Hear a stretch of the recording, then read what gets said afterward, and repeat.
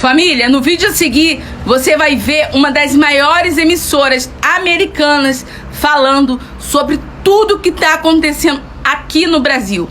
Isso está passando nas televisões americanas. E se você tiver alguma dúvida, você vai sanar todas as suas dúvidas de que iremos vencer essa batalha.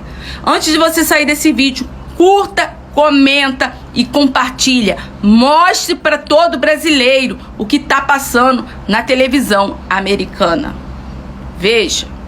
Well, it's Matt Turman that the outcome, because of course it's legitimate, but not everyone in Brazil is convinced of that. In fact, millions of people think the election was rigged and they now have a criminal as president. So there are protests underway across the country.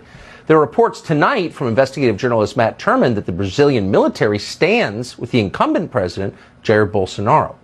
Matt Turman joins us tonight. Matt, thanks so much for coming on. I know it's a complicated situation, but you follow this as closely as any English speaker. How would you summarize it?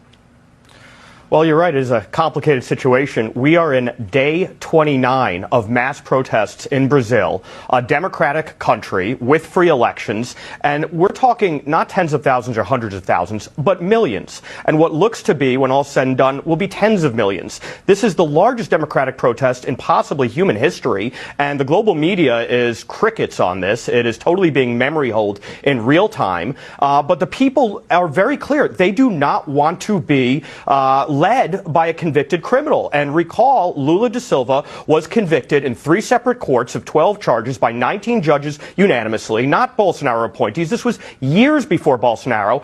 And his judicial appointees in the Supreme Court had freed him in the last 2 years just so he could run in this race. And they annulled and vacated his multiple sentences, 12-year sentence, 580 days he served. They let him out to run. And Brazil has a law in the books that says no convicted felon can be an elected office. And they vacated that. They absolutely put him on the chessboard so that they could attempt to control the outcome. And now the people in mass are crying foul. Even in the districts where he supposedly has a stronghold, say the Amazon with indigenous peoples, they're marching on Brasilia. Every city in the country is filled with protesters. And now the question is, what is to be done when you have a judiciary that is not comprised of judges in the classical sense, impartial, nonpartisan judges, but political appointees and partisans who are working to skew an electoral outcome. And so the military has a special role in the Brazilian Constitution, Article 142, that says they are the ones to adjudicate separation of power disputes. And it looks like this will be coming to a head. Amazing. And of course, da Silva would... Uai, seu app de vídeos curtos.